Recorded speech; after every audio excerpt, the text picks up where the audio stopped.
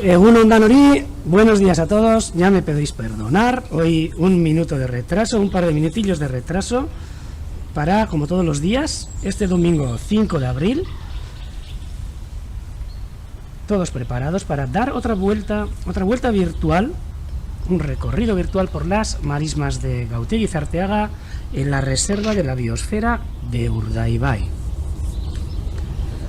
Hoy también un día precioso, un día primaveral, con un viento sur-sureste que ha hecho que las temperaturas, pues, comparadas con las de ayer, pues sean bastante más altas. Ayer tuvimos a las 9 de la mañana, por ejemplo, 2,8 grados y hoy hemos tenido 15,8, o sea que podéis ver la diferencia de temperatura de un día para el otro. Esto es lo que nos suele traer normalmente en la zona del Cantábrico, en esta zona de la costa, lo que suele traernos el viento sur. Y bueno, comentaros por lo demás que es un día tranquilísimo. Las aves siguen su migración, algunas aprovechan también estos vientos para echar hacia el norte, aunque algunas me imagino que con miedo de comenzar a cruzar el mar Cantábrico, el Golfo de Vizcaya, muchas se sedimentan en justo la línea, la margen de la costa, justo a escasos kilómetros de la costa, se sedimentan ahí, esperando vientos propicios o esperando también a poder alimentarse, coger fuerzas para dar ese importante salto en la migración primaveral, que es el salto al mar, al Golfo de Vizcaya, para cruzar hacia las zonas de Francia, Inglaterra, etcétera. Bueno, comentaros que hoy aquí también, como todos los días, me encuentro yo aquí hablando con vosotros. Yo soy Edorta Unamuno, técnico y biólogo del Urdaibai Bird Center, pero como siempre digo, también agradecer a todos mis compañeros que están trabajando desde sus casas, como yo, pues todas las aportaciones que me hacen en plan de el seguimiento de aves que están realizando en sus casas, que están situadas además. Mira, tenemos el privilegio de poder abarcar lo que es toda la reserva de la biosfera de Urdaibai, compañeros que viven en ambas márgenes de la ría de Urdaibai, donde incluso tienen vistas a lo que es el estuario. Otros compañeros que viven más al interior, en zonas más de monte, de más altura, que también son importantes en estos días de migración para ver qué es lo que ocurre también, ¿no?, en esas zonas de interior del Vizcaya, de aquí de Urdaibai. Y como no, pues yo me encuentro aquí en este edificio, mi casa, durante todos estos días, el Urdaibai Bird Center, a pie de marisma y en una zona de campiña, donde todos los días también realizamos los censos de las aves que se encuentran en el entorno de este humedal. No solo las aves acuáticas, rapaces, paseriformes, que hoy también lo acabamos de subir. Bueno, lo hemos subido antes. Además, lo subimos y podéis verlo ahí en una pestaña cerca de lo que es la pantalla, donde tenéis un censo diario que metemos en las aplicaciones de Ornito.eus y eBird, aplicaciones maravillosas que nos hacen posible compartir todos los avistamientos que realizamos por esta zona, pero también dan la posibilidad de poder observar otras observaciones y otros avistamientos que ha realizado la gente en cualquier parte del País Vasco como del mundo. Esas aplicaciones, como os he dicho, Ornito.eus y eBird. Os podéis acercar y en esa pestaña que tenéis al lado de esto podéis pinchar y ver que hoy han sido, creo que unas 62 o 63 especies de aves las que hemos podido observar, que enseguida os las voy a comentar algunas, porque algunas de verdad muy, muy curiosas, preciosas. Como siempre suele decir, estos días de migración y migración primaveral sobre todo, son días que cualquier día podemos ver cualquier tipo de ave, aves que pasan por todas estas zonas, pero que cualquier día nos deparan sorpresas preciosas como las que os voy a contar ahora, y que también tenemos sorpresillas. Aquí siempre suelo decir, nunca hay un día igual. Y no solo en aves. Por ejemplo, los trabajos que estamos realizando ahora actualmente, aunque estemos confinados, también podemos seguir haciendo y realizando estos trabajos de seguimiento, sobre todo de aves, más que nada utilizando también las nuevas tecnologías, las redes sociales, incluso los aparatos tecnológicos que tenemos, como esta cámara web, los telescopios que cada uno tenemos en nuestra casa, y bueno, toda esa tecnología que está a servicio en estos momentos de la gente que estamos en casa, intentando llevar para adelante el trabajo, ¿no? Un saludo primero a todos los que estáis escribiendo, Beasa Indic, bueno, Tolosatic, Vos Días también, hasta Galiza, bon día a toda Cataluña, Valencia, bueno, hasta Bélgica, saludos también, que sabemos que nos seguís. Desde Madrid también un montón de gente que nos seguís aquí, desde el País Vasco, bueno, desde A Coruña, me imagino que, bueno, desde Allariz, desde Ourense, desde Huelva, desde Huesca, bueno, un montón de gente que todos los días os unís a nosotros para hacer este pequeño recorrido y ver qué es lo que está pasando por este lugar del País Vasco, que es la reserva de la biosfera de Urdaibai. Y desde el Urdaibai Bird Center, que nos encontramos, para que os hagáis una idea, para los que entráis por primera vez, nos encontramos a 5 kilómetros escasos de Guernica, es la población más conocida que tenemos en el entorno, a 40 kilómetros también de Bilbao, a media horita pasadas, y pues bueno, en una zona que no es porque lo diga yo, pero espectacular, con un paisaje de campiña, marismas, encinares, como vais a poder ver ahora en este momento. Un saludo también hasta Bilbao, que siempre luego se me olvidan además saludar a la gente de cerca, que sabemos que sois un montón los que seguís, incluso gente de aquí del municipio de Gautegui-Zarteaga, un pequeño municipio en el que está situado el Urdaibai Bird Center, un pequeño pero bonito municipio que tenemos también nuestras cosillas, no solo naturalísticas, ¿no?, sino también culturales, históricas, que bueno, en estos días también iremos desgranando poco a poco, ¿no?, para haceros un poquito los dientes largos, para que podáis, una vez determinado el confinamiento poder acercaros hasta aquí a visitarnos, que os acogeremos a todos, si puede ser con los brazos abiertos y con un gran abrazo. Y también saludos hasta Mérida, que también nos escriben desde Extremadura.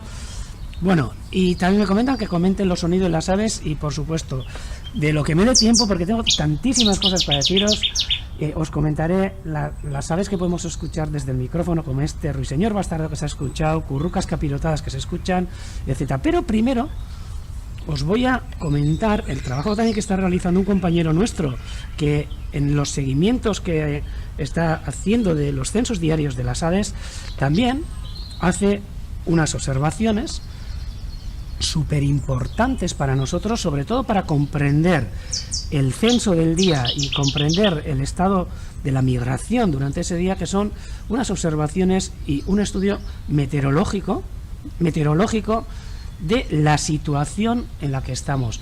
Y me parece súper adecuado, porque yo os puedo enseñar un poquito las imágenes desde la cámara de los cielos, que vemos de aquí, unos cielos preciosos, que hoy he estado hablando con el compañero. Antes de empezar suelo hablar con el compañero y me manda un poco el informe de las nubes y del tiempo, ¿no?, que tenemos en estos momentos. Y como os dije la vez pasada, igual que con las especies de aves, igual que con las plantas, igual que con toda la fauna y flora, pues, y tenemos un sistema para nombrarlos, también existe un sistema para nombrar las nubes, ¿no? Y voy a intentar durante estos días también, con, por supuesto, la increíble ayuda que me da el compañero de trabajo desde Busturia, pues enseñaros un poco también todo lo que pueda sobre las nubes y sobre estos cielos que podemos ver durante estos días, que son de verdad maravillosos y de verdad muy, muy entretenidos, como me comentaba hoy el compañero, ya que hay un montón de clases de nubes que yo os iré comentando, bueno, para que os hagáis una idea, ¿no? Y os voy a poner, porque claro, durante el día va variando todas el estado general de las nubes, ¿no? Todo el estado de las nubes, ¿no? Entonces os voy a poner lo que se ha visto hoy a la mañana y los comentarios sobre esas nubes. Como siempre os voy a poner ahí en la pantalla. Mira, esta es la zona que ve este compañero nuestro desde casa, perdón, que prácticamente si me pongo en el mismo lugar, me voy a acercar hasta el monte Ereñosar. Aquí está, mira, voy a cuadrarlo un poco para que os hagáis una idea. La imagen que me ha mandado de Ereñosar, desde unos 5 kilómetros desde aquí, desde Busturia, que podéis ver al amanecer hoy, unos colores impresionantes que vienen debidos a la luz que reflejan las nubes, a las luces crepusculares, ¿no? que inciden en las nubes y nos hacen ver de este color naranja, bueno, naranja, rosa, no sé cómo podría definirlos, ¿no? Estos colores preciosos que se dan en estas situaciones y con este tipo de nubes. Y bueno, y para comentaros pues que eso, se trata de un cielo que no está totalmente despejado. Ahí vemos unas nubes, aunque bueno, pues estaban dominando los claros, ¿no? sobre estas nubes. Y bueno, y estas nubes que, según me dice mi compañero, son nubes de tipo medio y alto, que se encuentran entre más o menos 4.000 y 8.000 metros de altura, a haceros una idea, ¿no? Las más altas son cirros, que como me comenta, pues están compuestos de pequeños cristales de hielo, ¿no?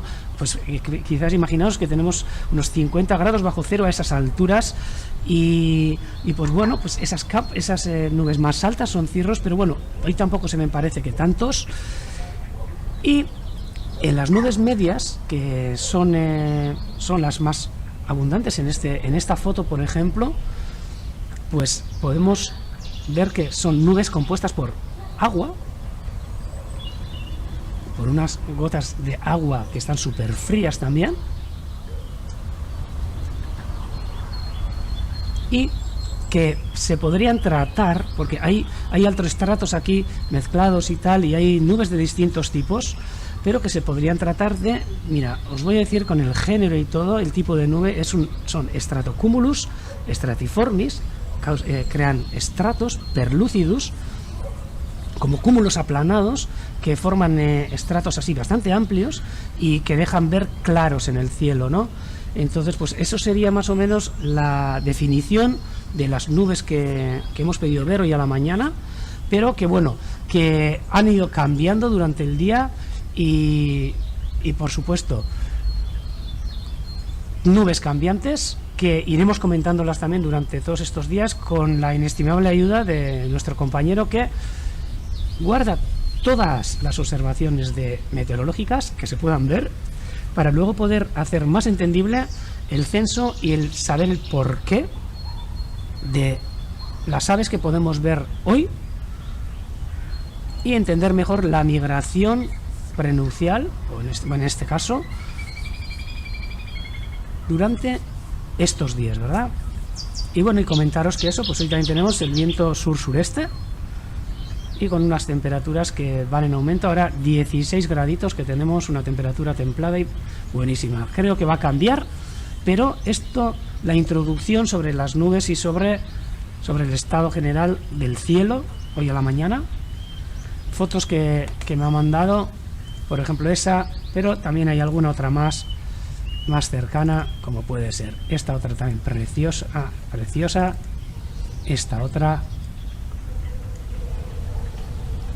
con esas nubes altas y, como no, esta otra con unas nubes un poco más fragmentadas, pero ya me ha comentado que hoy se puede ver un montón de tipos de nubes. ¡Ostras!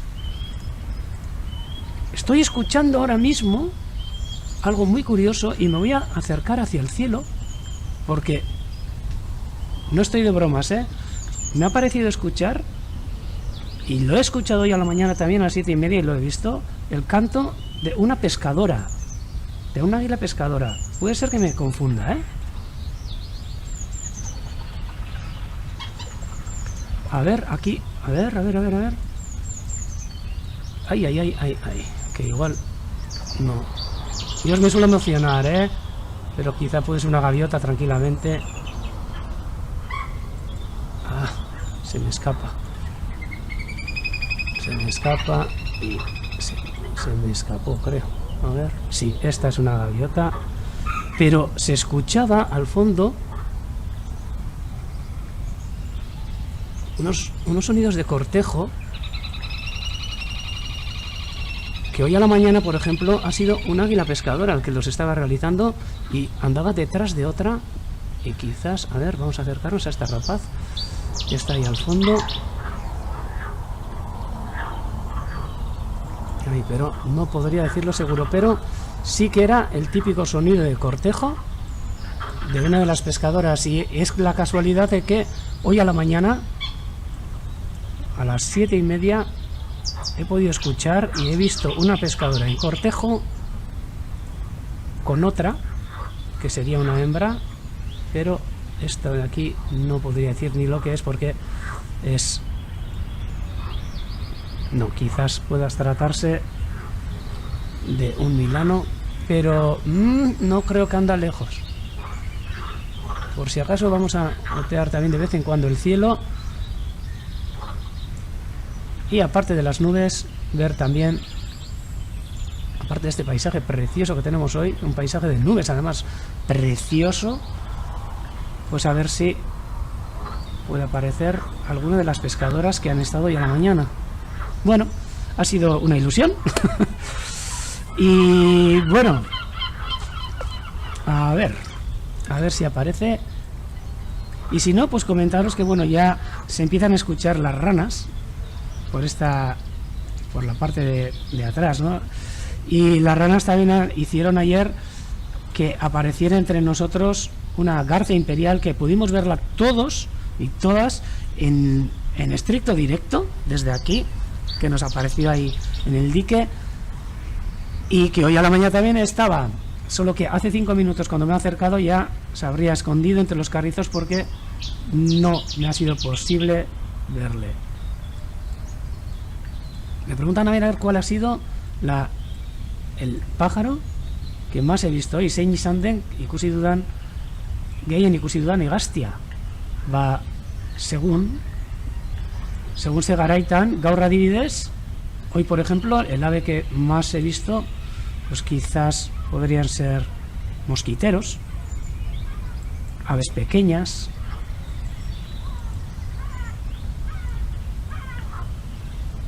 Tengo sorpresas además de hoy a la mañana, pero sobre todo de aves pequeñas que hemos podido observar desde este observatorio que veis aquí, desde el Urdaibai Center, y en estos carrizales y en estos lugares de aquí, que espero que, a ver si tenemos un poco de suerte para oír a las primeras aves de ese tipo que han llegado desde África. Hemos podido ver carriceros comunes, los primeros llegando desde África. Siempre suelen llegar la primera semana de abril. Además tenemos un compañero que cumple años, si no me equivoco, el día 7 de abril, o 8, creo que es el 7, y para sus cumpleaños siempre viene a felicitarle el carricero común, y esta vez pues se ha adelantado un par de días, porque hoy a la mañana lo hemos podido oír cantar y lo hemos podido ver en estos carrizales que están justo al par del Urdaibai Center. Yo os voy a enseñar fotos, ya que son aves que cuesta mucho fotografiarlas así, ya que se mueven mogollón y están en el carrizo metidas, pero os puedo enseñar fotos de la estación de anillamiento. Hemos ido sacando fotos durante años, y de las aves que hemos podido ver, sobre todo los pájaros pequeños. Sobre las águilas pescadoras, a ver cuándo cogemos un rato largo para poder explicaros.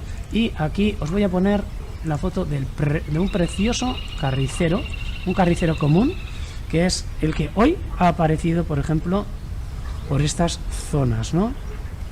También me preguntan a ver si los mosquiteros que migran por aquí ahora son musicales o comunes. Pues os voy a decir que, mira, con el carricero este a la vez, bueno, otra sorpresa la dejo para el final. Antes de pasar a los mosquiteros, que con este carricero, que hoy por primera vez en esta temporada hemos podido censarlo y colocarlo en el censo también se ha acercado un primo suyo, que lo venimos oyendo durante estos días, que es un carricerín común, también otra especie que inverna en las zonas de África y se acerca a estos lugares a criar, en migración para criar en el norte, en el centro de Europa y en el norte de Europa. Por ejemplo, no nos cría el carricerín común, pero sí el carricero común. El carricero común es, entre comillas, bastante habitual en los carrizales de esta zona de Urdaibai. Voy a acercarme a uno de los carrizales donde es típico que críen varias parejas de carrizales. Hau, Liscaria arrunta euskeraz eta Reed Warbler ingelesez, Boscarla dels Joncs, el carricerín común, perdón, en catalán. Pues un carricero precioso, un carricerín precioso, y aparte otras especies como este ruiseñor bastardo que estamos escuchando al fondo, que también hemos podido observarlo, y os enseño una foto de anillamiento de un precioso ruiseñor bastardo.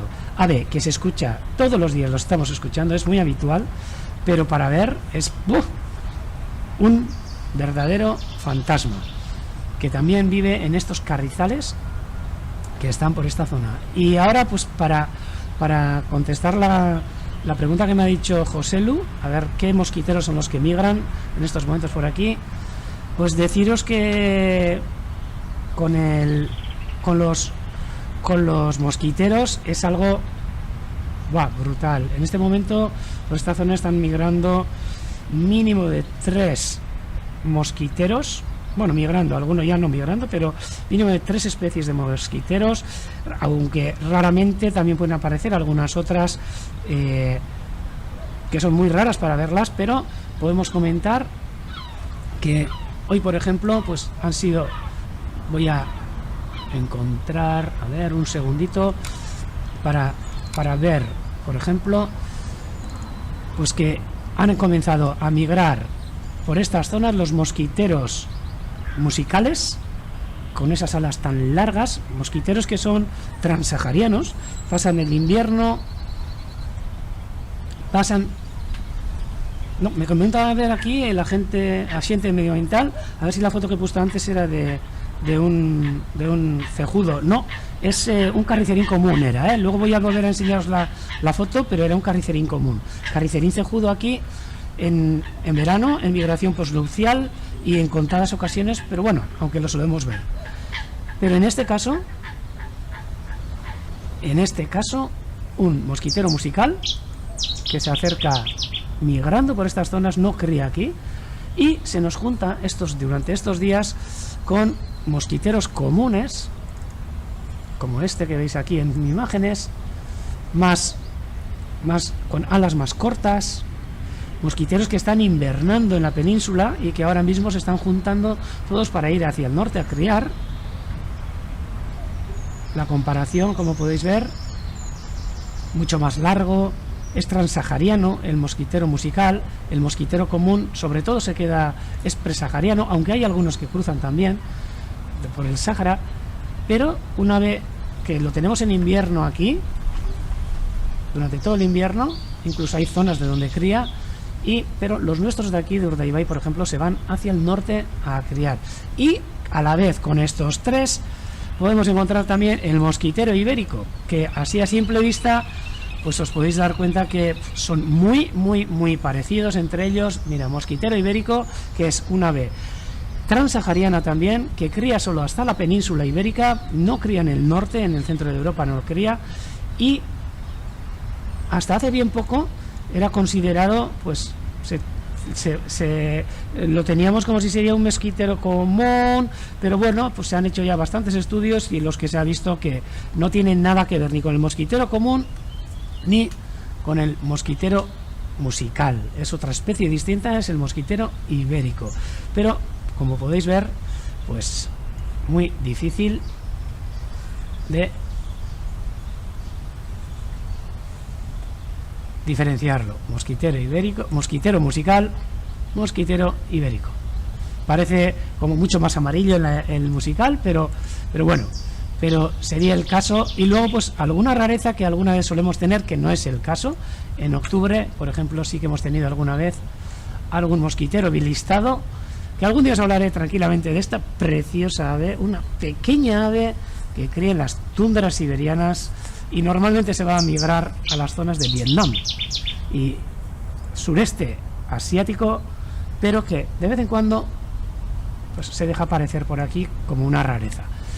Y esto sobre todo hablando de los mosquiteros y de algunas cosillas que hemos podido ver hoy.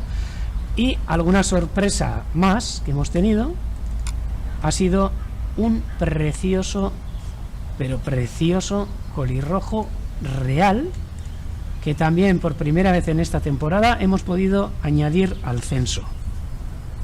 Un precioso colirrojo real. Os podré enseñar también. Ah, bueno, y por el canto también, me dice el agente, se distinguen por el canto los mosquiteros comunes de los ibéricos. A ver si tenemos tiempo y os pongo alguna imagen, algún sonido del mosquitero ibérico, pero para eso os voy a poner primero, ya que ha salido el tema de los mosquiteros, pues os voy a poner el mosquitero ibérico en imágenes y el canto del mosquitero ibérico. A ver, que lo tenía preparado pero se me ha olvidado. Al final salen tantas cosas en un día que mosquitero ibérico. Fijaros en el canto y en la terminación de este canto, ¿eh?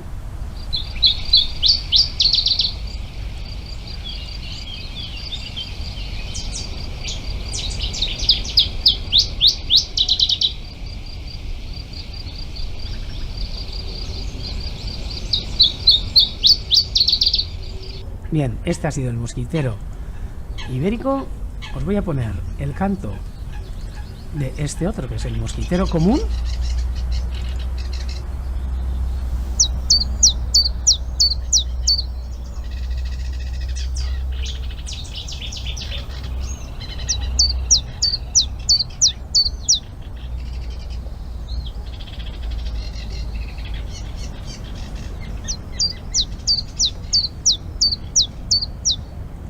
Este sería el canto del común, que no termina con ese último reclamo de chic, chic, chic, chic, que hace el ibérico. Y aquí al fondo, bueno, podéis escuchar un carricerín común que está ahora en estos momentos a tope, y un ruiseñor bastardo también que está ahí a tope. Y también os voy a enseñar, por qué no, el canto del mosquitero musical, que suele ser más escaso, un canto muy musical, como dice el nombre, ¿no?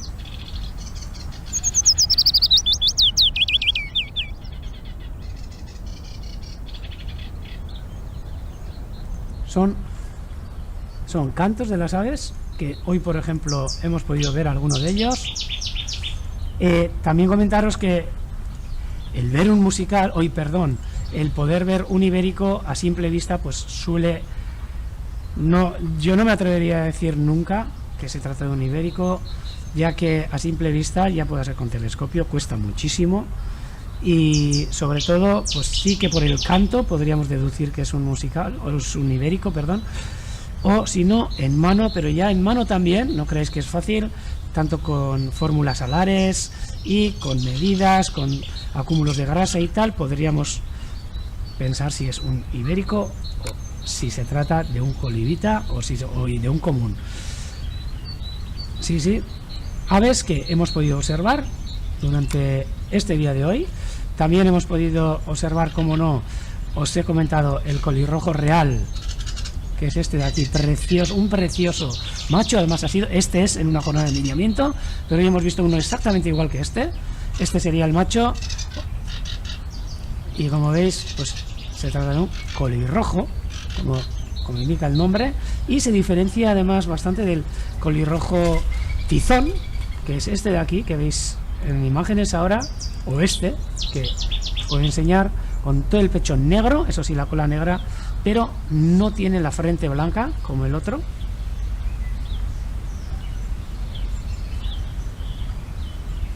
Y podemos estar viendo un colirrojo real, un colirrojo tizón, perdón, en este momento, y la hembra, que podéis ver, del colirrojo tizón.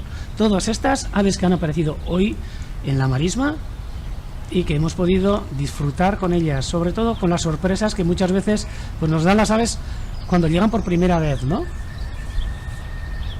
Me comentan también a ver si se puede cruzar el mosquitero ibérico y el musical. Pues lo tendría que mirar, pero tampoco os podría decir.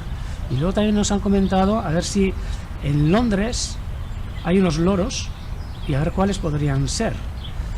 Y comentaros que me imagino que serán cotorras de Kramer, que están bastante extendidas en lo que son las capitales europeas, en muchas de ellas.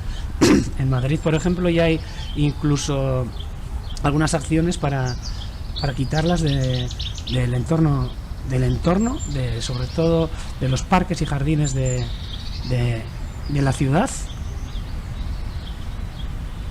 Y en galego, las picafollas, en general, los mosquiteros.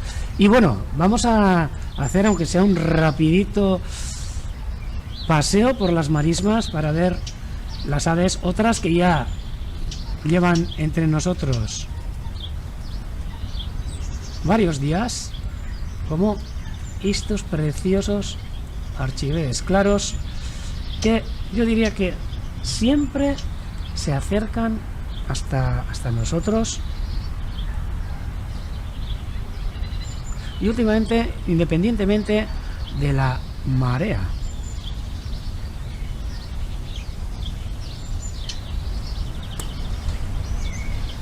Unos preciosos archives claros que ahora están descansando junto a una focha que está ahora mismo alimentándose.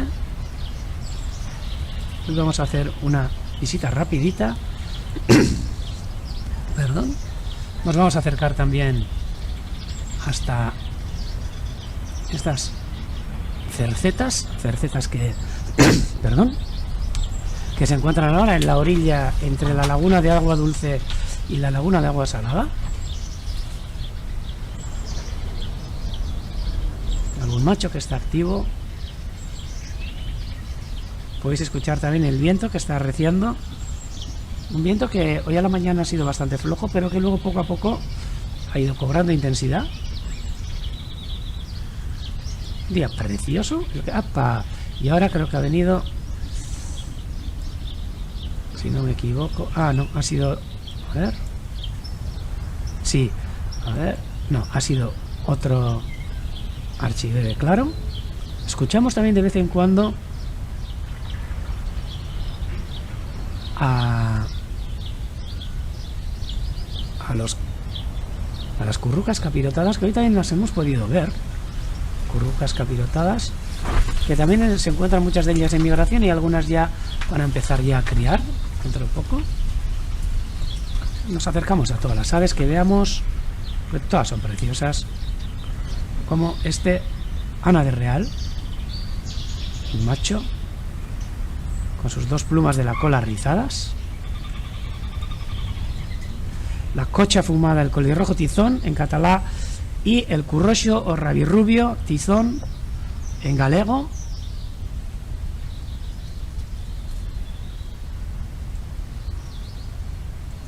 Ustangorri Lluna en euskera.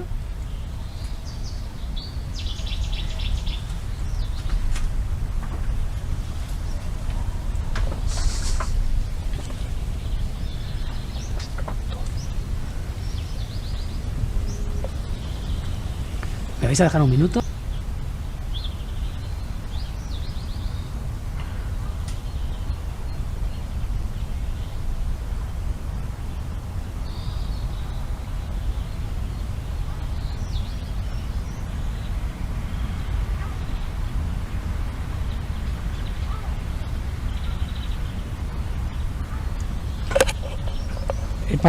He parado un poquito porque he visto que tenía un mensaje de un compañero nuestro que me estaba comentando que hay una águila pescadora que estaba posada ahora mismo en uno de los posaderos de la marisma, porque lo que me voy a acercar a ver si es posible verla. Ya me podéis perdonar, pero esto del directo pues suele ir así.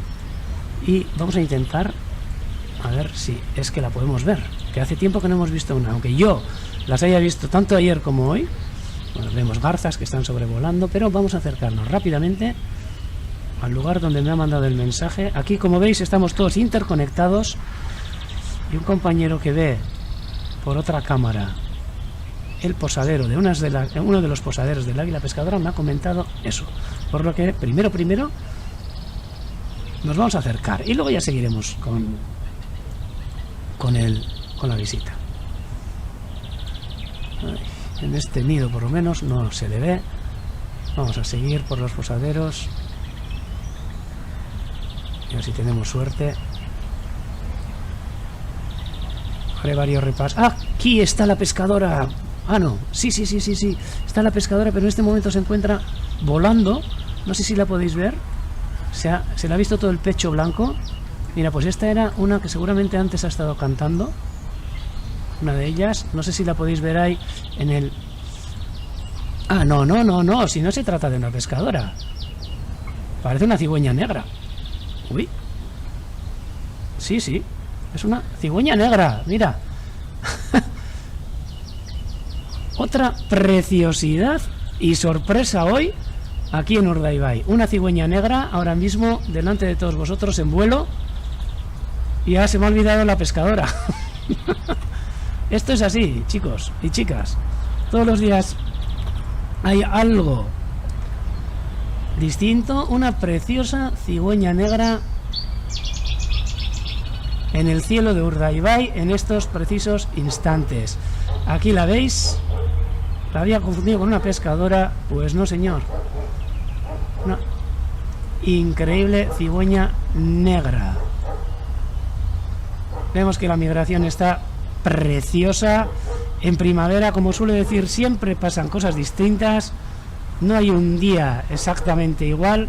Y ahora mismo todos nosotros disfrutando de una cigüeña negra. Sikoña beltza, gure aurrean. Oraintxe egaz, térmica batzuk hartzen edo ibiliko da, estará pillando alguna térmica, quizás para dirigirse hacia otra zona. Voy a intentar seguirla un poco más.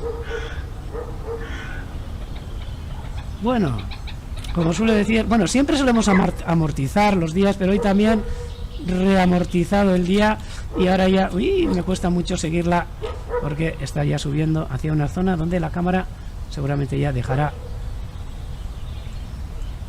de acompañarnos.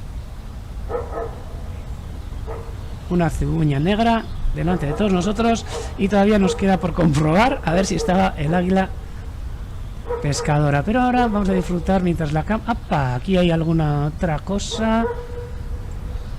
No, parece un milano que muchas veces se suelen acercar también cuando hay en vuelo cigüeñas y que están en migración, se suelen acercar en las térmicas y como veis una juerga de aves pillando la térmica esta, la cigüeña negra, un milano y muchas veces se suelen acercar incluso las pescadoras, los halcones abejeros. Bueno, milano he dicho, pero bueno, ahora estamos con la cigüeña disfrutando del vuelo, aunque ya está muy lejos. Muy lejos, en el que la cámara ya me va a dejar de enfocar. Me comentan a ver de dónde viene esta cigüeña. Pues seguramente vendrá, tengo que mirar, pero sí sé que hay unas colonias, creo que al sur de Polonia, y también hay colonias de cigüeña negra, por lo que puede ser que sea una que está en migración hacia esas zonas centroeuropeas, pero lo tengo que mirar porque no quiero meter la pata. Pero bueno, hemos disfrutado de una cigüeña negra que ahora mismo se ha dirigido hacia el norte y vamos a acercarnos, que le hemos dejado abandonado a lo que íbamos buscando, al águila pescadora que me ha comentado el compañero, que seguramente con este revuelo quizás se haya desaparecido. Ahí por aquí hemos pasado justo cuando hemos sido testigos de esa cigüeña negra. Aquí la chimenea de Murueta. Este posadero es el que me ha dicho, pero que ahora mismo se encuentra vacío. Voy a seguir por si acaso. No vamos a desistir. No vaya a ser que esté en otro posadero. Y bueno, esto, como veis, suele ser así. Todos los días hay algo nuevo, aunque sea fugaz, pero algo nuevo y que se deja ver por estas zonas.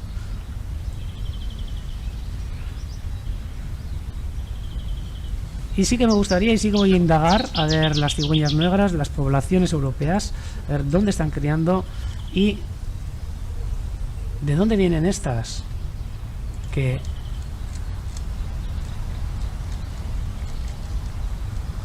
vamos, son una gozada. Nosotros que no las vemos tanto, o sea, porque en zonas de Extremadura, por ahí, pues es más habitual, por supuesto, pero aquí pues se nos dejan ver en migración. Ha habido alguna cigüeña negra que ha criado y que ha invernado por esta zona, pero mira, ahora mismo podéis ver aquí una de las zonas de cría de las cigüeñas negras, y veis que en Francia y también en la zona este de Francia pues hay unas poblaciones de cría, y bueno, veis toda la zona de Extremadura y todo el oeste peninsular donde cría también la cigüeña negra. Nos comenta Julen también que estos días hay mucho paso de cigüeña negra por el País Vasco. Es la primera que he visto, o sea que tampoco puedo decir, pero esto sería un poquito el área de distribución de esas cigüeñas. Por lo que hoy, pues mira, un día precioso también en cuanto a las aves, y vamos a pasar a saludarle, como no, a todos nuestros amigos que están todos los días entre nosotros, como por ejemplo este cormorán, este cormorán grande. También nos comenta Jesús que en los Arribes del Duero y en Zamora y Salamanca también crían, ¿verdad? También que crían unos lugares preciosos, todas esas zonas de las que nos hablas, de los Arribes del Duero en Salamanca, y bueno, y parte de Zamora también. Un cormorán grande juvenil. Y yo voy a dar paso también, que se nos está haciendo muy tarde, a la retransmisión en euskera, de la que estáis todo el mundo invitados a poder seguir, e intentaré también, pues cada vez que aparezca una vez, pues comentarlo también en euskera, en castellano y, si puedo, en galego y en catalán y en inglés, por supuesto, ¿por qué no? Es una gozada cómo estáis tomando parte desde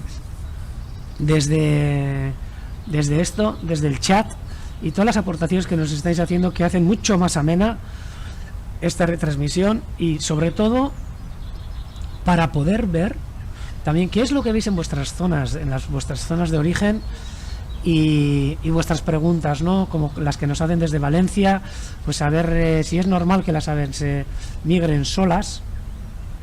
Y pues sí, pues hay aves que suelen migrar a su bola, por ejemplo, nuestras águilas pescadoras. Algún día cogeré una solo, mira, a ver si podemos hacerlo a la tarde o mañana, solo para hablar del águila pescadora, de ver sus increíbles viajes y de ver cómo muchas de ellas migran solas, por supuesto.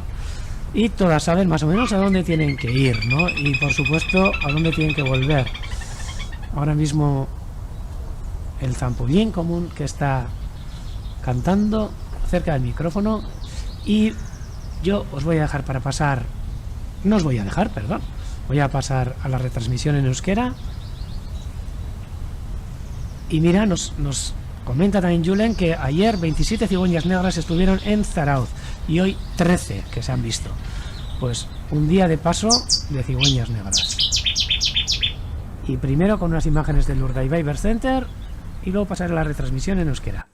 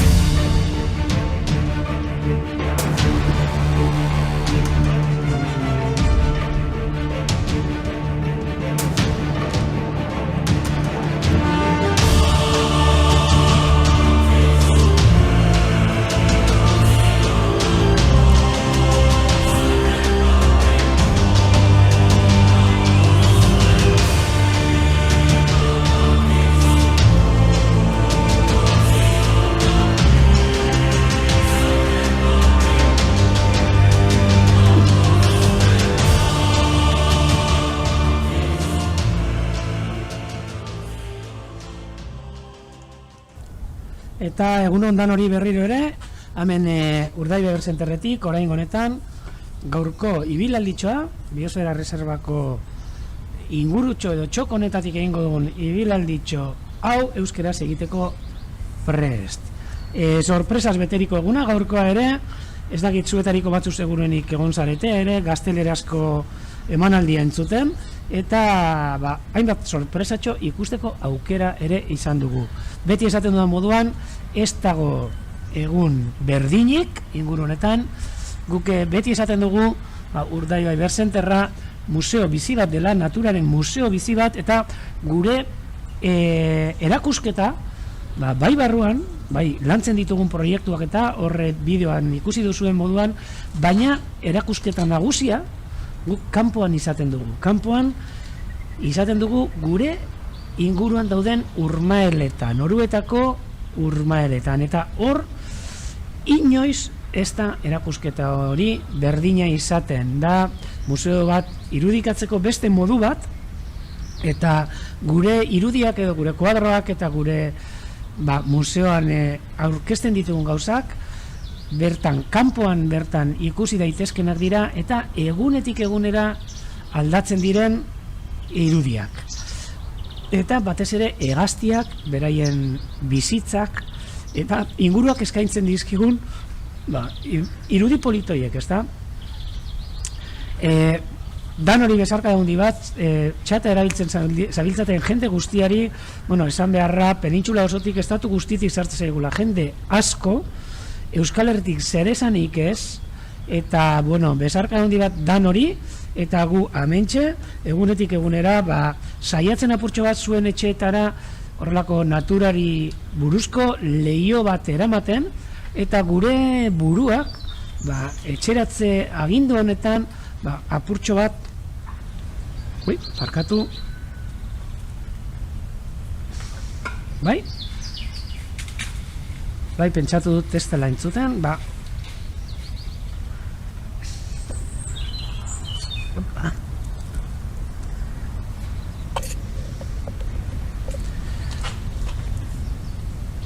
suposatzen dut, ez dakit entzuten dan, norbaitek esan albadit,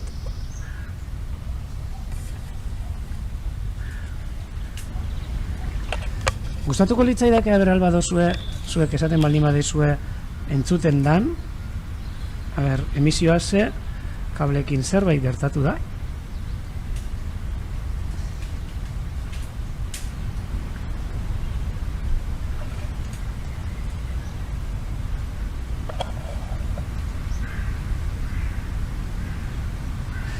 Suposatzen dut entzuten dela, ni jarraituko dut, eta eskertuko nizueken norbaitek txatean idatziko balit entzuten dan. Eskerrik asko Julen. Ze arazo txiki bat izan dut hemen kablekin, eta gauza arraro bat egin dit, eta pentsatu dut bakarrik hitz egiten nengoela. Eskerrik asko erantzun dira zuen guztieri, eta esaten egon naizena, egun benetan polita, sorpresas betia, eta egunero etxeratze agindu daukagunetik, saiatzen garana zuen etxeretara hurbiltzen naturaren zatitxo honekin, eta batez ere hegaztiekin eta hegaztien munduarekin. Den hori eskerrik asko erantzutearren, eta horrela bere ikusten dut zenbat jarraitzaile ditugun Euskal Herri osotik ere.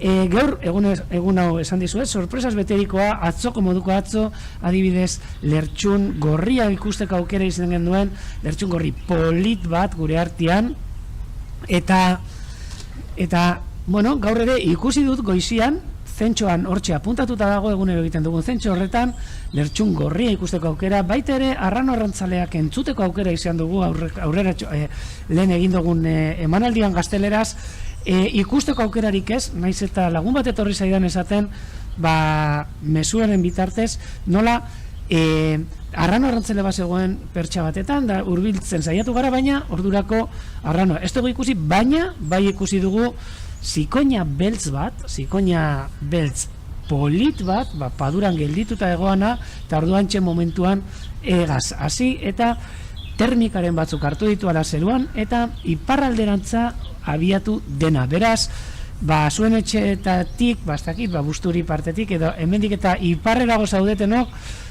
begiratu alduzu ere zuen lehioetatik edo balkoietatik, ea zuen gainetik zikoina beltza hori pasatzen den. Eta ez hori bakarrik, ze zuen lagun guztion artean, azken finean, Euskal Herri osoan da, bai penintxula osoan ere, sare bat lortu dugu sortzea, eta sare horretan, zabaltzen ditugun berriak dira, hegaztieri buruzkoak gehienak, eta hortxe ikusi dugu, nola Julenek ere komentatu digun, nola zarautzen, beraz zaraustarrak adi, eta adi zuen zeruetara, zaraustarrik badazauete behintzat hemen, adi, zikoina beltzak pasatzen omen daude egunotan. Atzo, 27 edo pasatu omen dira, eta gaur ere 13 bat ikusi omen dira zuen inguruan. Beraz, hemen, hegaztien berriak pasatzen, ez da, zuzenean, eta gaur, hainbat eta hainbat berri. Lehenago eta behin ikusi zelako paisaje polita daukagun, eta batez ere zelako zeru politarekin esnatu garen gaur.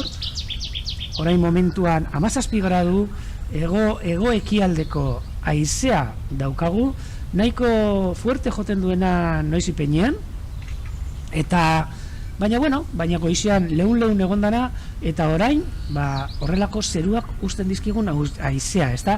Lehen ere komentatu du gazteleraz, eta noski euskeraz ere komentatuko dut, nola badauzkagun ni neu edorta unamuno, hemendik jarraitzen duzuena egunero Urdaibai berzenterretik zuzeneko hau egiten, baina nire atzean badagoz hor nire lankide guztiak beraien etxetatik ere erreserbako puntu desberdinetatik lanean, eta niri datu horiek pasatzen zueri gero posible nik erakutsi ahal izateko, ze nik hemen gauza asko ikusten ditut, nire buelta osoa daukat ikusteko, Busturiar arte, baita Sollube mendiak, bai atzerantza, Ereñoza, Roma ingurua, Gernikarantza ere ikusten dut, hemendik ikusten ditut, bai Arrola, beste mendi batzuk ingurukoak, Iluntzar, Gaztiburu, danetarikoak ikusten ditut hemendik, baina kanpoko itxasadarra ez, baina horretarako ere badagoz lankide batzuk bertatik etxetik lanean hegaztien jarraipenak egiten, baita ere Urdaibai barrukaldetik, musikatik, beraien etxeetatik ere, zentxoak egunero egiten ditugunak ikusteko migrazioa nola doan, beraz gure lana gaur egun ere egiten duguna. Eta noski, badukagu lagun bat ere, meteorologian aditua dena, eta egunero informetxo bat botatzen diguna, zelako zerua ikusi duen, eta komentatuko dizuet gaur goizean egertutakoa, eta alderatuko dugu apurtxo bat oraintxe ikusten denarekin, aunque itxaron segundo bat, hemen harrapari bat ikusten du zeruan, eta bada espada, hainbeste sorpresarekin, ia zer dan ikusten, ez da harraparia. Oingoan zikoina da, baina guazen ikusten aber ze zikoina dan.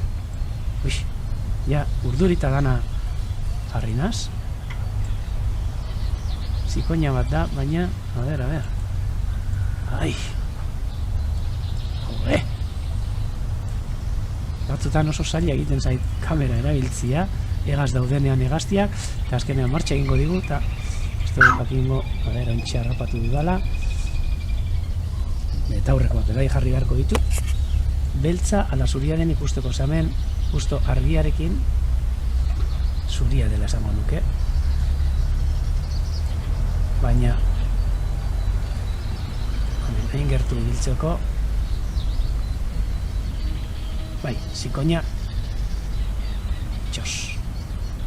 zikoina zuri bat, oraintxe ikusten da ontxe zikoina zuria, baina lehen zikoina espezie biak ikusi ditugu, baina hau ere benetan polita eta ikusten utzi da behintzat zeruekin zerutaz hitz egiten gondena. Ni olako naiz eta horrelako gauzak ikusten ditudanean nik esaten abilena ebagi eta segidan jarraituko dut hortxe ikusten denakin. Ikusi zelako zeru polita. Gaur goizekoa ere erakutsiko dizuet, ze gaur goizean ere izan dugun zerua benetan izugarri izen da, oraintxe iruditan erakutsiko dut hortxe eskubitara Busturiatik, atzean fondoan San Miguel edo Ereñosar mendia dagola, gure kide horrek atara duen argazki bat, horrentxe jarriko gutxi gora bera inguru horretarantza begiratzen, ze ematen du leku berdinetik atareta dagola, baina keba, hau argazkia, gutxi gora bera ze esango dut da, 5 kilometrotara aterata dago, goizean ikusi ahal izan den zerua izan da, eta saiatuko naiz ere komentatzen apurtxo bat, ni ez naiz aditua, baina bai gure lankidea, eta egunero egiten ditu, baita ere zeruaren zentxo bat izatea moduan, edo behaketa bat, eta informe bat egiten dugu egunero meteorologikoa, jakiteko ze egoera meteorologikotan aurkitzen garan, eta zelako, eta ulertzeko batez ere guk migrazio hau, udaberriko migrazioa hobeto ulertzeko eta jakiteko egun horrek zer ekarri dezakeen, ezta? Ea migraziorako ona izango dan, ea hegaztiak pasatzeko aukera egongo den, depende eta zeilako haizeak eta dauden, horrelako migrazioa da izango duguna, ezta? Eta gaur, ego-ekialdeko haizea izan dugu, hasieran leuna baina gero nahiko fuerte hasi dena, temperaturak oso suabeak izan ditugu, konparatuta atzoko goizarekin, atzo goizeko 2,8 gradu genituen hemen, lehia egin zuen, leku askotan, barren askotan, eta gaur izan ditugu atzoko orduan, 9 izan dira uste dut 15,8 gradu, beraz pentsa, 13 gradutako diferentzia atzotik gaurrera, eta eta oraintxe momentuan ikusten dugun zeruan, eta batez ere goiziako zeru horretan, komentatuko dutzuet, egon diren lainoak, izan direla laino altuera ertainean eta altuera oso goian agertzen diren lainoak, 4.000 eta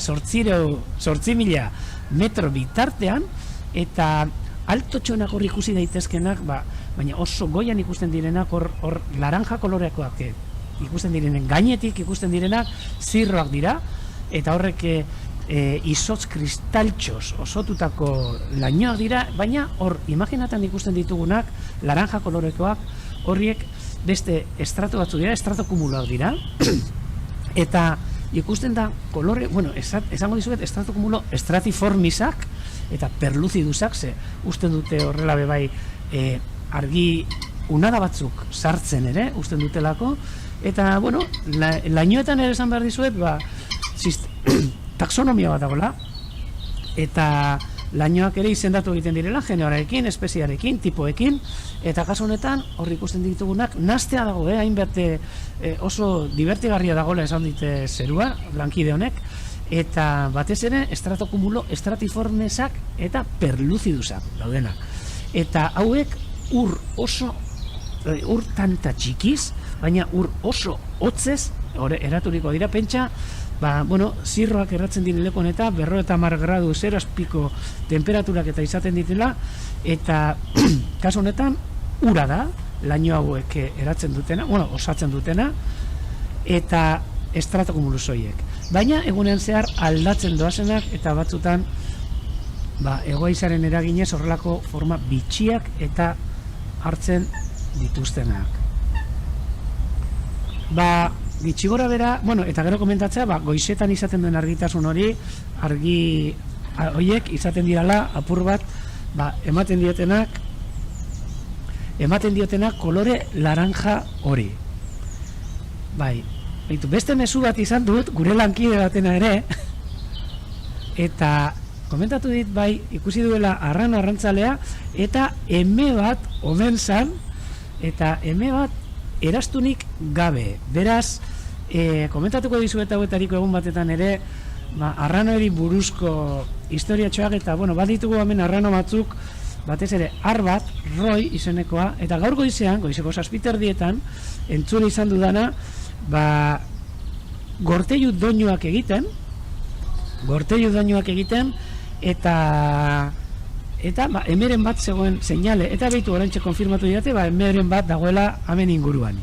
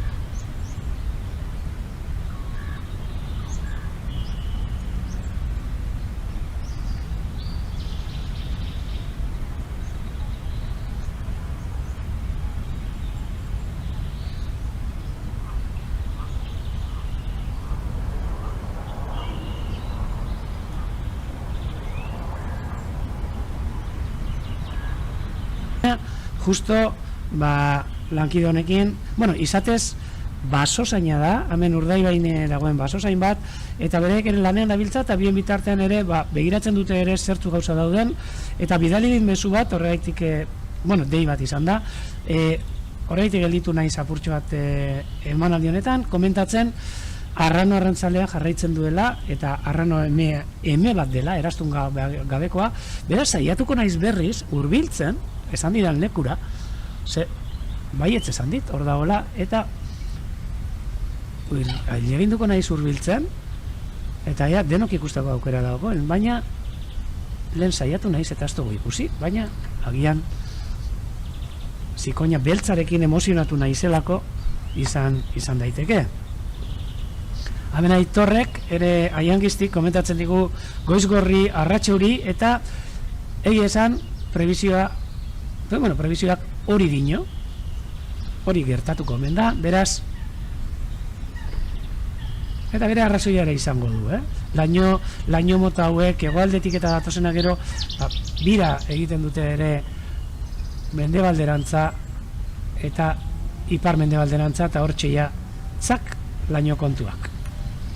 Hementxen abide harakatzen padura, ea arrano arrantzale horren irudik ikusten baldin badugu,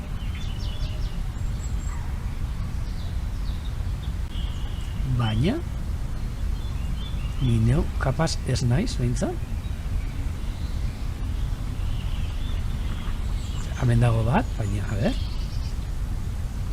baina hau belea dela esango nuke, hau bele bat da. Agian berak ikusi duenetik eta esan didanera lekuz aldatu dute, baina alata guztiz ere jarraituko dut kuskuseatzen apurtxo bat paduratik. Horrerez, eta azkeneko bidaitxoa egingo dut, zen normalean badago hemen beste lekutxo bat, hemen ere ez dago eta ia konturatu gabe pasatu da, baina merezi du horrelako goldatxo bat egitea.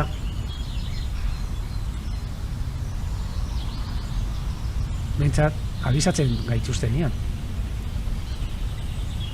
Hemen beste abia, horta marizinatzian, baina arranoaren arrastorik. Balamarka, hementxe dago.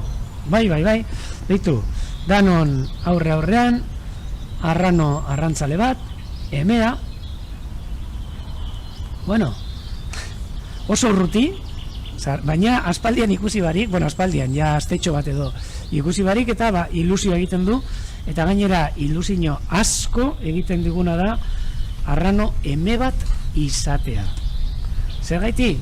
Esan dizu, eta arrano arrantzale bat, ar bat, 5 urte jarraian Urdaibaira hurbiltzen, eta beti eme guztien atzetik, baina oraindik dakigunik behintzat bikoterik aurkitu estena, eta hortxe arrano arrantzale eme bat, erastun gabekoa, beraz ez dakigu noingoa izan daitekeen, eta ez dakit gaur goizeko 7:00 kanpora urtendu danean ikustera zer dagoen, laselako giro dagoen, orduan txentzun dut arrano ar bat, segurenik roi izango zen, N3, erreklamo batzuk egiten, gorteiuko doinoak egiten, oso politak dira, eta egiten du dantza bat, zeruan, horrela, isildu gabe, eta normalean emeak erakartzeko edo eme bat ikusten duten bakoitzean egiten dute, eta beraz, ikusi dut atzean bazegoela beste arrano bat, baina segurenik oraintxe momentuan, oraintxe ikusten ari garen, hauxe da. Baita ere gaztelera esango dut, una águila pescadora, hembra, sin anilla, que podemos ver ahora mismo en una de las perchas. Ya me podéis perdonar por las imágenes, pero están un poco pixeladas. Oso urruti dago, está muy lejos. Baina, arrantzale eme bat, eta, egia esan, guk horrelako kasuetan, esperantzaz beteten gaituzte horrelako irudiek, gure nahia da, nahiz eta proiektua aurrera joan, arrano arrantzalearen berreskurapen proiektua Urdaibairako, ze badaude arrano batzuk baia, dagoeneko bat behintzat ugaldu dela landa inguruetan, bertoko arrano bat, bertan sortutako arrano bat, bertoko proiektukoa. Oindala 2 urte izan zituen, bueno, ia 3 esango dugu, 3 temporada, izan zituen txitabi, atera zirenak, tarifan ere ikusi zirenak, komentatuko dugu egun baten guzti hori. Iaz, Livingston deitzen den arran horrek, landetan egiten du adia, igaz ere, berriz ere bere bikotekidearekin izan zuen beste txita bat, iazkoan, eta aurten ere, ez dakigu, aberrea iriste zaizkigun notiziak, berriz ere, etortzen dan, arran hori landa inguru horretara, eta abia kontuetan hasten duen, ze gaina kuriosoa, gaina bikotea, Korsikakoa da, baitu, telenovela bat ematen du, baina eske horrelakoa da, eta bikotea Korsikakoa da, Korsikan erastundutakoa, eta eta Livingston, N4, erastuna duena, Eskozian jaiotako bat, eta guk hemen Urdaibain askatutako bat. Royren, N3-ren kidea, ez dut uste abia berdinekoak izango direnik, baina behintzat hori, eta garai berean askatutakoak, 2013an askatutakoak, eta dagoeneko bat kunaldiak aurrera eramaten, da Roy, esango du mutilzar edo txorizar inguru honetan, eta eme baten bila, egunero, beraz gaur ere saiakera egin du, eta ea sortea dagoen da abiara erakartzen duen, hemen irudietan ikusten ari zareten eme polit hau. Eta esango didazu ez zelan dakigun emea dela, esango dizuen nik neuk amendik ikusita ez dakidala, baina asko ziona izela basozain honekin, eta bera gainera proiektua aurrera eman zuen gurekin ere, eta kontrolatzen ditu nahiko, batez ere emeak igartzen dira tamainarekin, gutxi gora bera badakigu pertsa honek edo pausaleko honek daukan tamainua, eta gainean dagoen hegaztiak daukan tamainua, oso handia da, beraz emea izateko aukera asko dauka, eta gero komentatu dit paparra ere oso marroizka daukala, eta emeek normalean paparra marroi askoz ere marroiagoa izaten dute, baina ez da beti horrela izaten, beraz kontuz ibili beharrekoa da, baina bueno, suposatzen dugu ere Roy horri ibili dela soroan pare, eta Roy behintzat jakingo duela emea dela, beraien artean egongo dira beste gauzatxo batzuk erakusten dutenak arrak eta emeak zeintzu diren, binondik, nahiz eta gu horretan konturatu ez. Eta hemen, beraz, gaur beste sorpresa bat, sorpresas beteriko eguna izan da gaurkoa, alde batetik zikoina beltza, beste alde batetik arrano arrantzalea, erakutsiko dizuet hemen irudietan, zikoina beltz baten irudia, lehen arranoaren bila joan garenean agertu zaigun zikoina bat, zikoina benetan polita, gero eraka hasi da, eta ikusteko aukera izan dugu, horrela ikusteko aukera,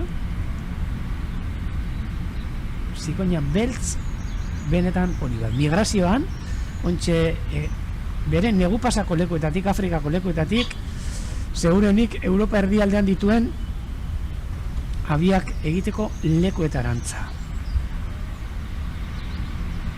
Galdetzen digute ere, ea sorbeltzak ikusi ditugu inguru honetan, Aitorre galdetzen digu, eta esango dizuen nik neuk horrendik orain, hemen Urdaibain ez dodala ikusi.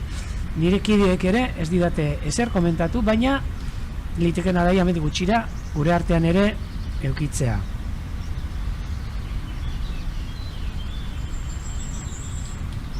Baitu, hemen botatzen didate ere arrano arrantzalearen reklamo bat, asientek, bialtzen dit. Galdetzen didate zer gaiti deitzen den Roy. Roy da arrano arrantzalearen izena. Izatez, arrano arrantzale guztiak identifikatuta daude erastun batekin. Erastun hori bat, eta hor letra batzuk eta zenbaki batzuk agertzen dira. Kasu horretan, Roy da N3 jarri genien izena, ze izan zen, gure artera, gure artera etortzen lehenetariko izan zen, baina batzutan oso horrela komentatzen dugunean gure artean, eta N3, U05, P3, P4, P0, gelditzen dira purtsat impersonalak, ez da? Eta batzuri, otu zitzaigun izena jartzea, eta N3-ren kasuan, Roy jarri zuten, jarri genion, eta jarri genion gainera, badago Roy Denis izeneko aditu bat. Nik esango nuke mundu mailan adituena esango nuke arrano arrantzaleetan, berak guk hasi genuen proiektuan esku itzela bota zigun, bera parte hartzailea izan zen, berreskurapen proiektu horretan, arranoarekin, eta beran omenez, jarri genion, arrano honi, Roy izena. Roy 2015an iritsi zen lehenengo aldiz Urdaibaira, askatu genuen 2013an, 2 urte Afrikan pasatu, eta bertora etorri zen.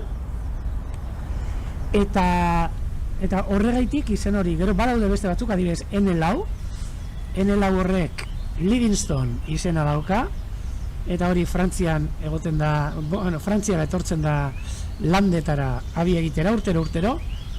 Badago beste Santanderreko badian, Txuriko izenekoa, P1 uste dut dala, erastunduna, baina bazeuden beste batzuk, gehiago ikusi ez ditugunak, adibidez, Jaunzuria, oso izen polita eukizuena arrano arrantzale batek, gehiago ez genuen ikusi, lehenengo urtean lehenengo ailegatu zen arrano izan zen, eta horrela izena jartza izkiegu ere. Orain ikusten duguna, arrano arrantzalea da, no es una cigüeña negra, es un águila pescadora en un posadero a lo lejos. Oso urruti dagoen, behitu, horregaitik hain pixelatuta irudia, eta orain, baita ere komentatuko dizuet gaurko eguna ze polita izan dan, ze hegazti txikiak ere, haundiekin gabiltza orain saltzan, baina hegazti txikiak ere ikusteko aukera polita izan dugu, batez ere leskarietan etorri diren hegazti benetan interesgarri eta polit batzuk lehenengo aldiz sasoi honetarako ikusteko aukera izan dugu leskari arrunta, carricero komun. Normalean, apirilaren lehenengo astean iristen dira, gure ingurura, baina kasualitatez beti, gazteleraz ere esan dut, suertatzen da leskariaren etorrera, fenologikoki, suertatzen da gure lankide baten urtebetetzarekin, eta beti esaten dugu, etorri dela leskaria bera zoriontzera, eta kasu honetan, 2 egun lehenago agertu da gure artean leskaria. Eta esango duz, zer da leskaria? Oraintxe erakutsiko ditzuet, leskari baten argazkia, kasu honetan, oso zaila dira ateratzen argazkiak leskarienak, ze hortxe ikusten duzuen habitat horretan egoten dira, leskartean mugitzen etengabe eta zaila izaten da ateratzea, baina guk erastunketa estazioan, aukera izaten dugu eskuan ere izateko, eta hortxe argazki bat ikusi dezakezuena leskaria dena. Oso hegazti polita. Gazteleraz, carricero común, leskarietan bizidena, en los carrizales, Reed Warbler ingelesez, eta katalanez da galegoz ere jakin dut, baina orain, farkatuko didazu, baina asto inzait, saiatuko naiz ere aurkitzen, baina, markatu, katalanez, Boscarla de Canjar, izango litzak eta galegoz Folosa das Cañadeiras. Beraz, gitxo gara bera, hegazti guztien izenak gauza antzerakoa nahi dute esatea. Cañaderatan bizi diren hegaztitxoak.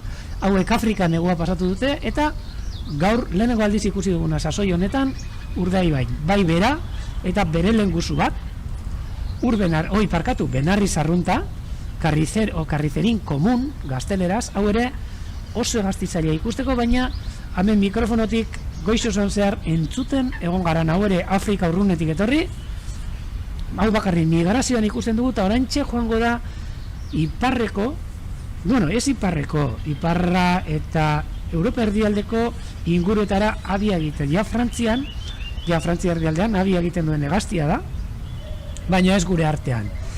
Eta noski, beste sorpresa bat ere izan dugu lehenengo aldiz, gaur ikusteko aukera izan dugu bustangorri bat, bustangorri argia, guretzako lehenengo aldiz, sasoi honetarako, benetan hegazti polita. Gu hemen ohituta gaude batez ere buztangorri iluna ikustera, gainera azken urteetan uste dugu edapen bat izan duela bere populazioak eta sarriago ikusten dugula batez ere gure baserrietan ere enaren populazioa jaitsi egin da asko, eta hau eri gustatzen zaie baserrietan da horrelako zuloak eta aurkitzea, lekuak aurkitzea abiak egiteko, eta leku askotan, baserri askotan, enaren abiak okupatu dituzte, baina ez pentsatu enarak bota dituztenik. Ze hori pentsatzen du jente askok, txoritxo bat etorri, buztangorria daukana, eta enarak bota dituen kontua.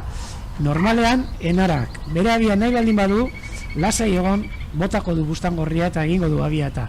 Beraz, buztangorriak dabiltzen egiten orain da, aprobetxatu, enaren abiak eraikita daudela beraiek abia hortxe egiteko. Sarritan txepetxak egiten duen modura. Eta oin, zaratetan eman dit antzar baten doinoa, baina, ja horia ez dut uste beste zerbait izango zen, baina antzarra ematen izan du. Bai esko esango nuke. Horrekin ere apurtxo bat moska gelditu naiz, gero jarraituko dugu, baina antzarren doinua ematen zuen, oraintxe momentuan entzun duguna. Zerutik eta ez dut ezer ikusi, litekena da ere migrazioan antzarra pasatzia, baina Eta hementxe buztangorri argiarekin, bat ditugu ere argazki batzuk, eraztunketa saioetan ataratakoak, hementxe ikusteko zelako buru polita daukan, bekokia zuria, paparra beltza eta gorriska, sabelalde guztia, eta noski, buztan gorria. Erdiko luma beltz bi horiekin, ilun horiekin, buztan gorri argia, eta guazen bere lehen guzuai ezagutzera, buztan gorri iluna ezagutzera. Eta hemen argazkietan guretzako ohikoagoa dan buztangorri iluna. Ikusten duzue buruan txuri konturik ez daukala, eta paparra beltza eta grisa da, gazteleraz kolirrojo tizon. Hemen Julenek ere esaten dit antzarran zarata ere doinu entzun duela bera, eta niretzako horixe izan da. Gero holako buelta araintxo bat egingo dugu paduratik ikusteko, antzarra den, eta hemen buztangorri iluna, kasu honetan ar bat, eta idea bat egiteko buztangorri ilun eme bat. Grisa, buztangorriarekin, baina polita hau ere, gure baserrietan eta gero eta ohikoagoa bihurtzen ari den hegazti bat. Parkatu. Eta hoiekin batera ere, noski, ikusi ditugu txinbo kaskabeltzak ontxe atzean entzuten dugun hau, txak, entzun dugu hor, txak. Hauxe, txinbo kaskabeltza, ontxe argazkian ikusten duzuena arra, eta hemen txinbo kaskabeltza emea. Egunen batetan, eraztunketa saio bat egiten baldin badugu, aber posible dudan zueri erakustea, zuzenean, nola eraztuntzen dugun, jarriko genuke horrelako webcam bat edo egingo genuke inventoren bat, eta zuerekin eraztunketa saio virtual bat gustatuko litzaidake egitea. Noski, berton izan barko litzake, nire etxe handi honetatik irten gabe, eta hemengo lorategian dagoen eraztunketa estazio batetik. Beraz, egunen batetan egiten baldin badugu, saiatuko gara zuzenean zuekin partekatzen, eta horrela hegaztiak gertutik ikusteko aukera, eta nik neuk komentatuta izango zenukete. Eta orain, berandutzen daukagu, baina prisa gabe hartu beharko dugu, goazen osteratxo egitera, ikusi zelako zeru polita dagoen, benetan polita, utzi gaituena apirilaren 5 honek, eta hemen gure lagun batzuk, ez da ezikoina beltza, ez arrano arrantzalea, baina egunero gurekin dagoen, kaixo esango diogu, gure laguntxo honi, abozetari, egunero ikusi genezake gure artean,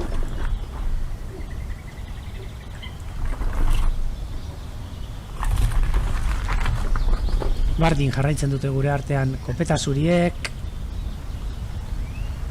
eta hortxe fondoan entzuten da haizea, eta erreka txindorra ere, eta erreka txindorra ez dizuet erakutsi, ze gaur goizean ere, hainbatetan ikusteko aukera izan dugu,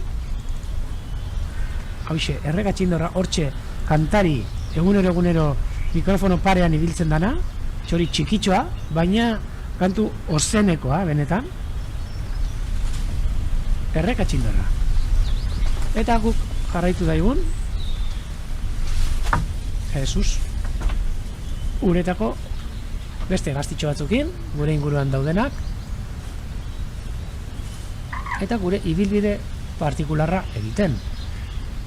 Ematen du oka jolasa, irlatik irlara, baina hegaztiekin.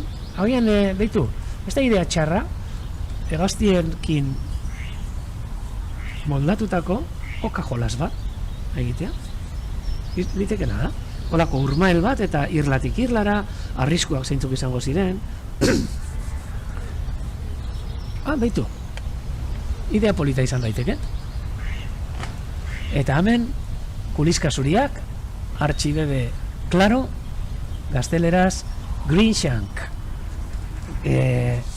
Jesus, Greenshank ingeleraz, eta ontsa esango dutzuet, Gamba Berda, katalanez, eta Biluriko, klaro, uste dudala, galegos.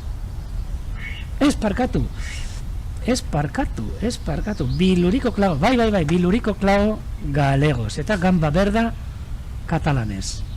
Artxibebe klaro, eta bustanik, parkatu. Kuliska zuria, burua ere liatu egite zaita purtxo bat. Hemen talde polita, zuek guztion aurrian.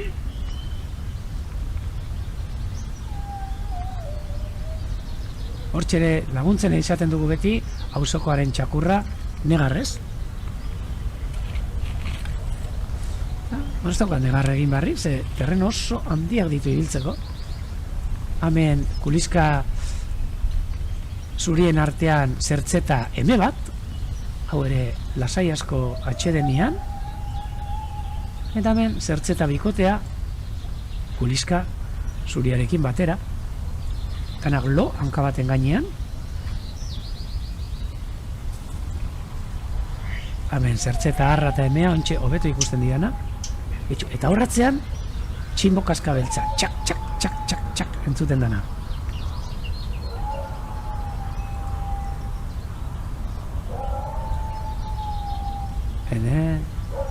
Penaz betetako txakurra, guazen irlatik irlara ez, baina munatik irlara.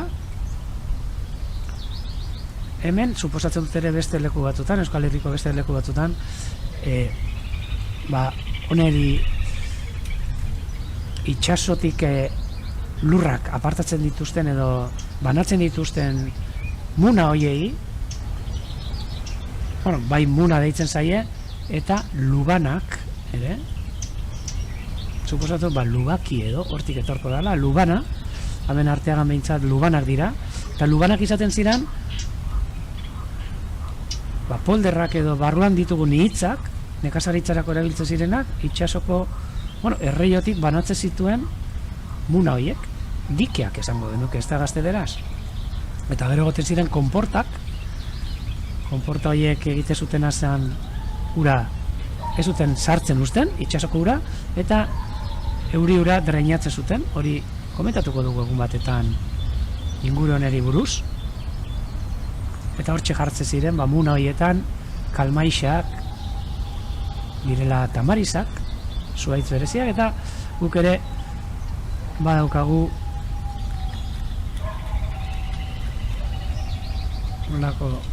izen berezi batzuk, hemen inguruan erabiltzen direnak horrelako lekuentzako. Gero baita ere esan behar du, garai batetan muna horiek, edo lubanak, lurrarekin eraikitzen ziren, satika ateratzen ziren lur zatiak. Ez dakite gazteleraz handitzen diren, baina hemen soizek, edo soiak, ez ziren, soiekin, adreiluen moduan hartuz, taka, eraikitzen ziren muna horiek. Hemen,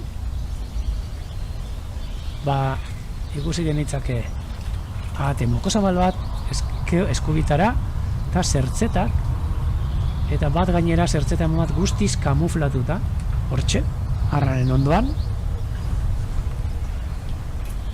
Kamuflaje ona erabiltzen dute, hauek, guazen kaixo esatera eguneroko gure lagun bati, ubarroi handi gaztetxo bat, lasai asko bere gustoko postean, beti egunero iaia ikusten dugu hemen,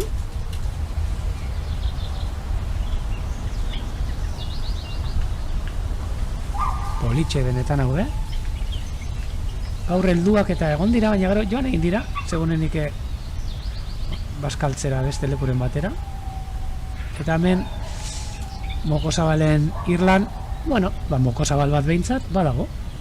Ez daude 35, lehenko gunean ikusi genituen desala, baina gaur goizian ere 5 pasei, egon dira, Urmaelian.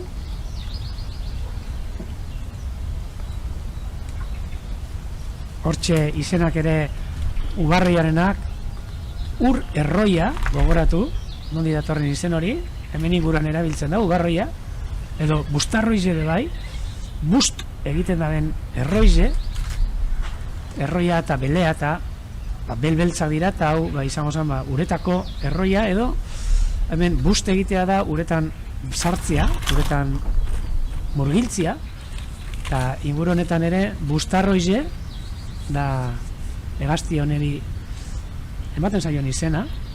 Karrabasoa ere badakit erabiltzen dela, uste dut ondarru inguruan eta ez dakit ondarru bada lekitxo inguruan, potorroa be bai, beste portu batzutan. Beraz, Euskal Herrian bintzate badauzkagu izen pilo bat hegaztintzako, leku bakoitzean izen desberdin bat izango nuke, kasu askotan.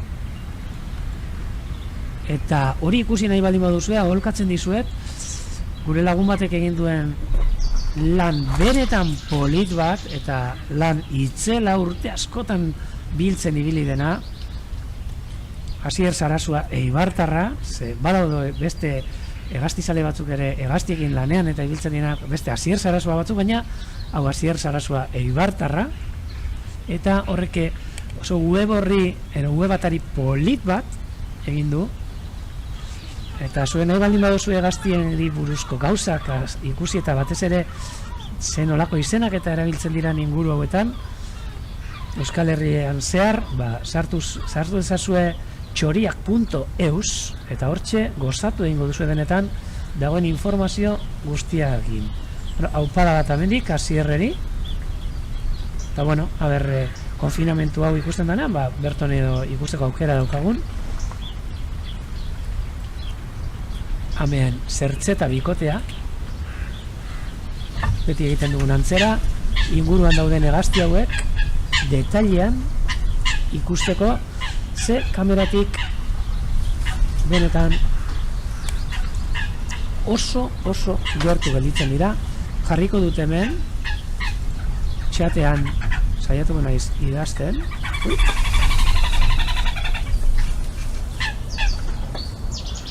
A ber, lortzen dudan. Bai, jarriko dut.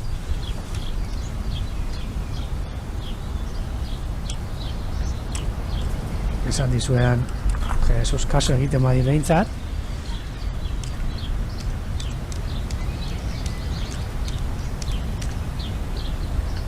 Hortxe doatzue, nahi baldin baduzue.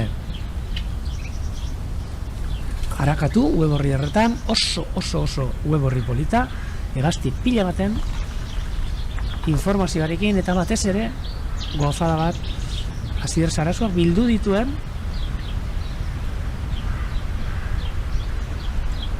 galdetzen digute amendik, Alberto galdetzen digu, ez dakit Londresetik edo, ea jarraituko duten programa hauek eta pentsatzen gabiltza agian posible bada jarraitzea, ez agian daukagun maiztasun honekin, ze egia esan egunero saio bi dira, jente asko gabiltza lanien hau aurrera eramateko, gustora, noski baietz, eta egia esan eguna guretzako ere laburtu egiten da zuekin holan solasan egonda, eroangarriagoa egiten zaigu guri ere itxialdi hau, beraz, eta gaina gustora asko zuekin solasian ibiltzea, eta niri behintzat gustatuko litzaidake posible izatea jarraitzia. Horrela, urte guztian zehar ere, ikusteko zer dan inguru hauetan gertatzen dena. Hemen, ahate txistularia, arra, eta gaur gertu-gertutatik ikusteko aukera ematen diguna. Fijatu zaitezte lumen diseinuan. Kameratik 3,4 metrora dago, eta zoomak baimentzen dit, irudia apurtu gabe, zueri bere diseinua erakustea.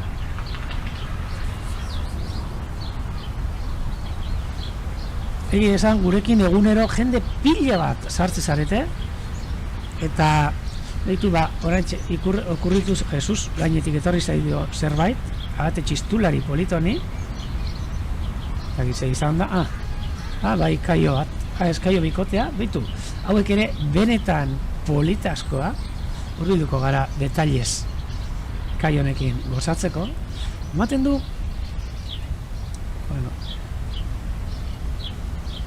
gaiztok aurpegia daukatela, beti entzun dut, baina ez dira gaiztoak, oso hegazti politxe.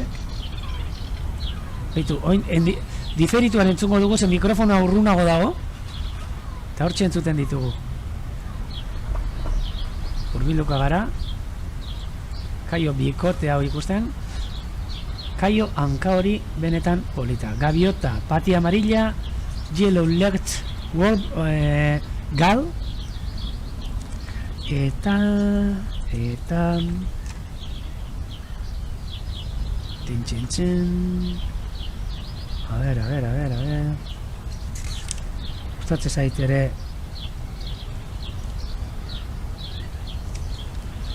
katalanez ere eta galegos noski esatea.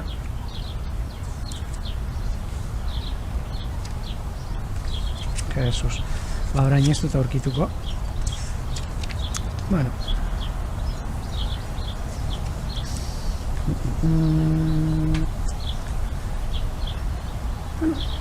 Gavi Argentat jartzen ditamen, baina pentsatzen duen Gavi Argentat beste bazala, baina ez, Gavi Argentat katalanez, eta Gaivota Pati Amarela galegos, Gavi Argentat, eskerrik asko Vicente, gure lagunak etxeetatik laguntzen, ea klima aldaketak ere galdetzen digun hegaztien migrazioa aldatzen duen, noski baietz, batez ere fenologia kontuetan, hegaztien etorrerak batzutan lehenago izaten dira, horre anabasa itzela sortzen ari dira lorea, klima aldaketarekin, guk geuk eragiten dugun egoera batekin, eta ez hori bakarri, klima aldaketak azkenean klimak dena eragiten du, bai hegaztiak, bai fauna eta gu ere fauna gara, eta guregan ere eragin itzela dauka, eta izango du noski, gauzak ez badira bideratzen. Hemen detailez ikusteko aukera batzuntzako agian ohikoa izan daitekena, baina dituzelako begi polita daukan gure kaio hanka horiak. Bikotea da, arra eta emea, normalean neurriekin eta pixuarekin jakitzen da zein dan zein, baina helduek, hauek kasu honetan, gazteak beste luma mota batzuk izate dituzte, grisagoak, marroiskak, urtekoak marroiskak dira. Eta ez pentsatu, baten lagun batek komentatu zidan, egia esan ez zuen aitzen askorik hegaztiei buruz, baina pentsatze zuten kaioen kumeak bustanikarak zirela. Bustanikarak ikusten ditugunak herrian, txuriak eta beltzak, bustanikara zuriak,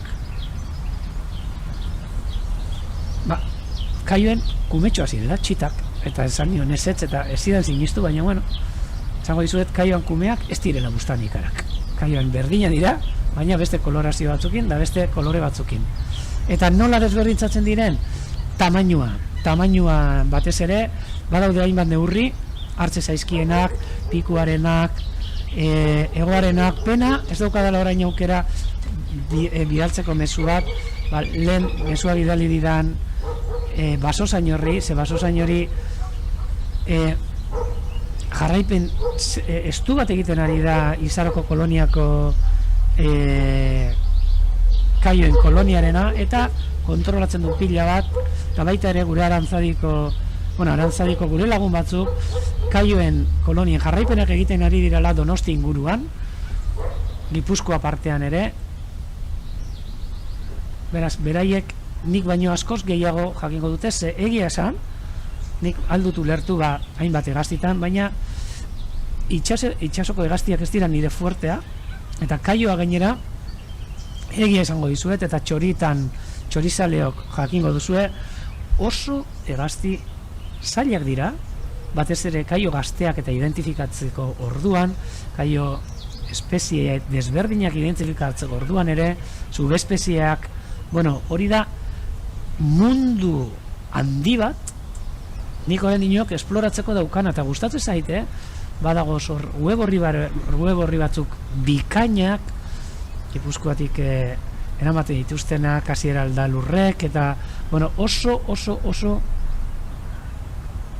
web horri Laruseus uste dut dela, euretariko web horri bat, benetan kaioa gustatzen zaizkizuen hori sartu beharrekoak. Hemen ere, pena kamera honek ez ematea itxasor arte eta matxitxakor arte, ze matxitxakotik benetan itxas hegaztiak behatzeko leku paregabea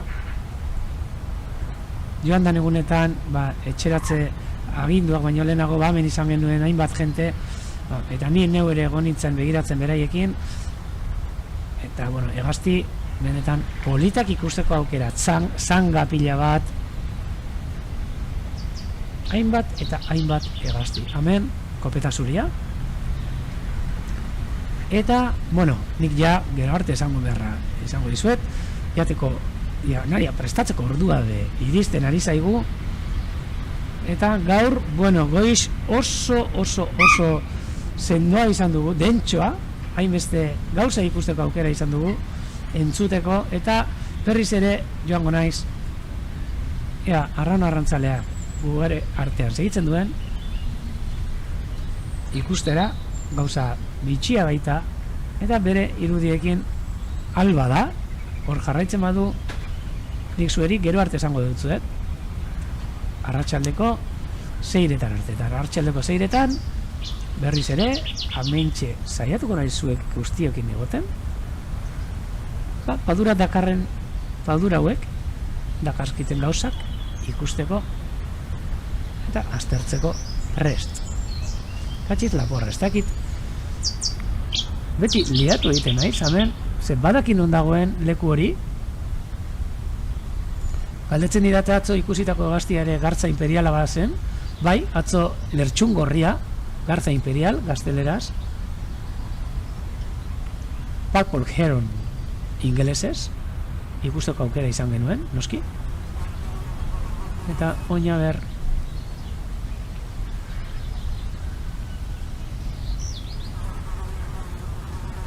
aurkitzen dudan berriz ere, galduta nabil, guztiz galduta, arrano arrantzalea utzi dugun, noski, bale, hau da, Abia eta Marisaren atzian, Kalmaixaren atzian, eta hemen, jazta, lokalizatu naiz, orientatu naiz, hemen utziko zaituztet, apurtxu batetan, arrano arrantzale, eme erastun bako, politonen, irudi pixelatu egin, baina ez dago beste modurik oso urrun baitago. Beraz, arratsaldera artetan hori, eta eskerrik asko gurekin bat egin duzuena gaitik. Izen zientifikoa, suposatzen dut, arrano, Lertxun Gorriarena, Ardea purpurea, Purple Heron, ingelesez, eta beran izenak ere esaten duen moduan, Ardea purpurea. Euskeraz, Lertxun Gorria, Garza Imperial, gazteleraz eta katalanez. Agro, Roch, eta galegos garza vermella. Beraz, hori atzo ikusi genuen lertxungorria. Gero arte, eta arratsaldeko seitan berriz ere, zuen guztiokien, hementxe Urdaibai berzenterretik aurkituko gaituzue.